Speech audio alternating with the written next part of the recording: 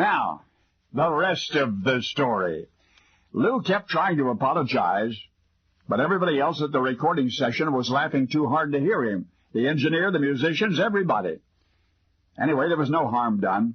It was 1926, when you made recordings on a wax drum, so all you had to do to erase a bad take was to scrape the wax smooth and start over.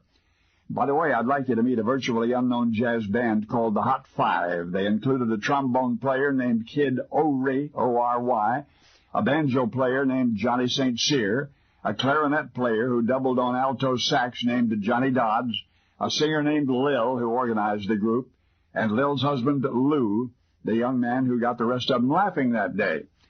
It was an accident, of course, his goofing up their February 26th recording of a tune called Heebie-Jeebies, and when it comes right down to it, the blame really belonged to recording engineer Miney Jones. It was he who had the nerve, or the sense of humor, to suggest that Lou try singing. Jones had written this Heebie-Jeebies tune himself right there in Chicago, had collaborated, he said, with a local musician named Boyd Atkins.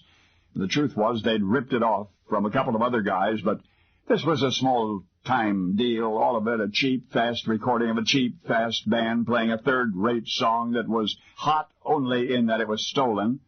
So, recording engineer and alleged composer Miney Jones hands this piece of paper to young Lou and says, "Sing it." And this will tell you how little judgment Lou has. He says, "Okay." And they start recording. Now remember, Lou has never, ever sung before, at least anywhere that anybody can recall.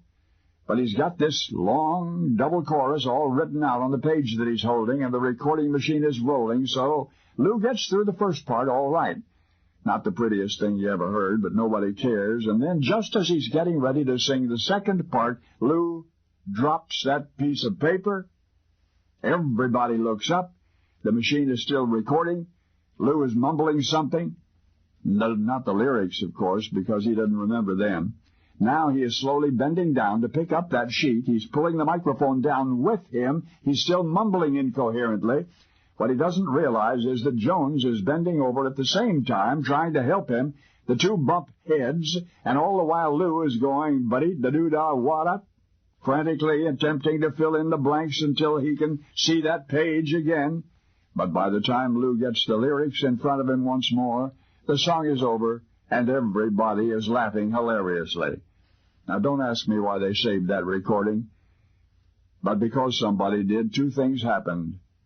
For one thing, the record itself, Heebie-Jeebies, in an era when 10,000 copies was phenomenal, Heebie-Jeebies sold 40,000 copies, and something else happened. A genuine American musical art form was born. For ever since Nervous Lou dropped that piece of paper and started mumbling, jazz singers all over the world have celebrated the day the words went away. They call that spontaneous, meaningless, yet delightful musical gibberish scatting, scat singing, the inadvertent invention of a 25-year young cornet player named Louis Satchmo Armstrong. Louis Armstrong. Now you know the rest of the story.